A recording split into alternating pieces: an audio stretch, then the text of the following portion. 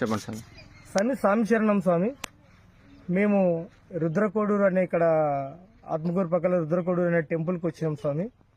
మేము వస్తూ ఉండగా మాకు దారి మధ్యలో ఈ ఫారెస్ట్ వారు ఇక్కడ ఆపేసి ఒక టికెట్ తీసుకోవాలా, 300 రూపాయలు టికెట్ అని అడిగినారు స్వామి. మేము ఎందుకు అని అడిగినాము. అది మీకు మేము టికెట్ బిల్లు ఇస్తామన్నారు. కాకపోతే ఎందుకు ఇస్తారనేది దీనిలో అనేది మాకు కనపరచాలా.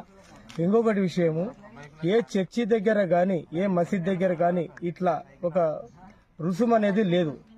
ఎందుకు మా దేవాలయాల దగ్గరనే మాకెందుకు ఈ దౌర్భాగ్యం? ఇంకా ఎన్నాళ్ళు ఎందుకు కట్టాలి?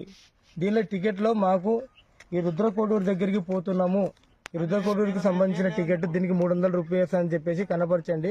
300 కాదు 3000 కడతాం. దీనిలో ఉన్న నెంబర్, దీనిలో ఒక నెంబర్ కనపరిచినారు వాళ్ళు. ఈ నెంబర్కు డైల్ చేస్తే ఇది రాంగ్ నెంబర్ అని చెప్పేసి వాళ్ళు తమిళ్లో మాట్లాడుతున్నారు.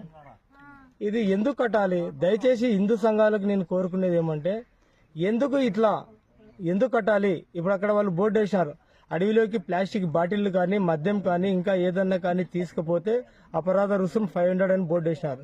కానీ ఇట్లా టికెట్ ఉందని చెప్పేసి బోర్డు ఇవ్వలేదు. మా దేవాలయాలకు మేము పోవడానికి మేము ఎందుకు కట్టాలి చెప్పండి.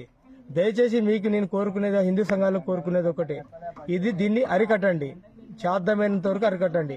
ఇంకా చాలా మందికి సేవ్ చేయండి. ఎందుకు ఇట్లా ఆపేయండి? ఒక్కసారి కళ్ళు తెరచండి, ఆగిపోతుంది. మీరు కళ్ళు తెరిస్తే ఆగిపోతుంది. ఒక్కసారి కళ్ళు తెరచండి. ఓం నమః శివాయ.